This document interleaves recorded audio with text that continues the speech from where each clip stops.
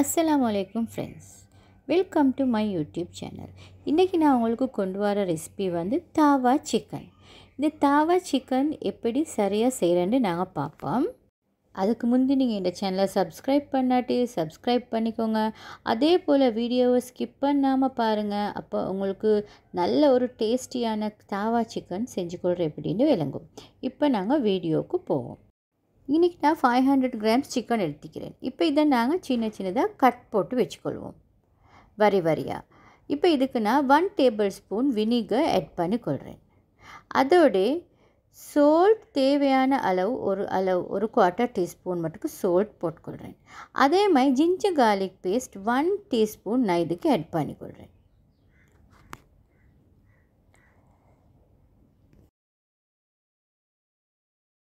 இப்போ இந்த சிக்கனுக்கு எல்லாத்துக்கும் நல்லா நான் கட் போட்டு வச்சுக்கிறேன். ஏன்னா அப்போ தான் மேரினேட் பண்ணி வச்சா நல்ல ஜூஸ் உள்ளுக்கெல்லாம் நல்ல உப்பு புளி இறங்கும். ஸோ இப்போ நான் இதை நல்லா மிக்ஸ் பண்ணிக்கிறேன். நல்லாவே மிக்ஸ் பண்ணிக்கிறேன். இப்போ இதை நான் ஒரு சைடில் அப்படியே வச்சிடுறேன். இப்போ இன்றைக்கி நான் 1 கப் கர்ட் எடுத்துக்கிறேன். 1 கப் கர்ட் எடுத்துக்கிறேன். கர்டை கொஞ்சம் நான் மிக்ஸ் பண்ணி க்ரீமியாக எடுத்துக்கிறேன். இப்போ நான் இதுக்கு வந்து ஸ்பைசஸ் எல்லாம் சேர்க்க போகிறேன்.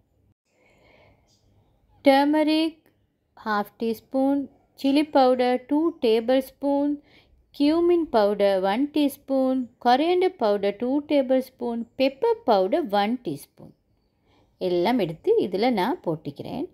இப்போ இதை நாங்கள் நல்லா மிக்ஸ் பண்ணிக்கொள்ளணும்.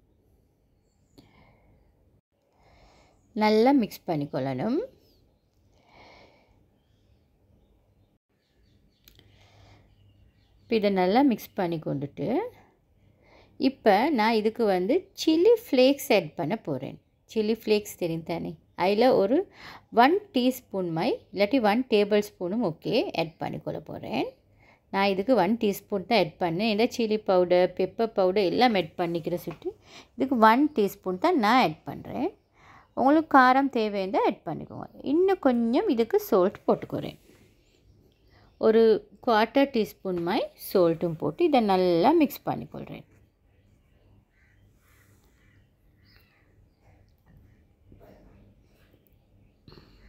இப்போ இதை நல்லா மிக்ஸ் பண்ணிக்கொண்டு இப்போ நான் வச்சுக்கிற சிக்கனை எடுத்து அதுக்கு இதில் கொஞ்சத்தை நான் ஆட் பண்ணுறேன். மிச்சம் இல்லை, கொஞ்சம் ஒரு ஹாஃப் மாதிரி ஆட் பண்ணிக்கொள்கிறேன். ஆட் பண்ணி இதை நல்லா நான் திருப்பி மிக்ஸ் பண்ணிக்கொள்கிறேன். இதெல்லாம் நல்லா நான் படுற மாதிரிக்கு நல்லா மிக்ஸ் பண்ணிக்கொள்கிறேன்.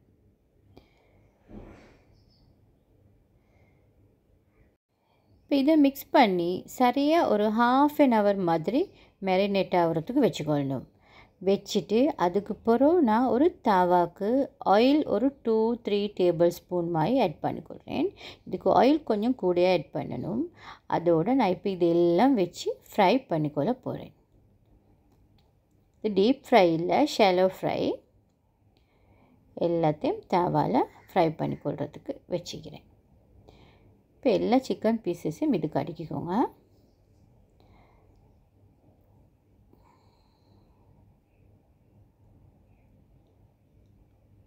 இப்போ இது நல்லா ஃப்ரை ஆக மட்டும் ஃபஸ்ட்டுக்கு நாங்கள் பிரட்டப்படா நல்லா ஒரு அளவு ஃப்ரை ஆகணும். அதுக்கு பிறகு தான் இது மறு சைடுக்கு பிரட்டி போடணும்.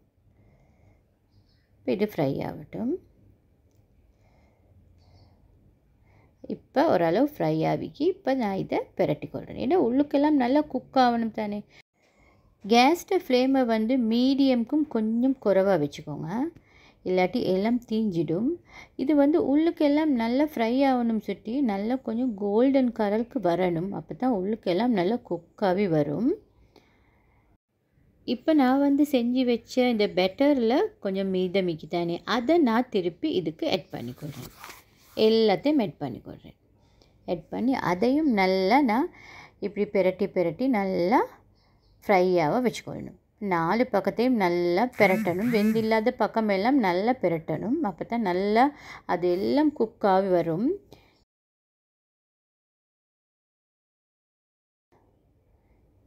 இந்த சிக்கன் வந்து நாங்கள் வந்து அப்படியே தான் சேர்த்திக்கிறோம், இதை பாயில் பண்ணி ஒன்றும் இல்லை. ஸோ அதனால் இதை நல்லா குக் ஆகி கொடுத்துக்கு நல்லா பிரட்டி நாங்கள் வச்சுக்கொள்ளணும்.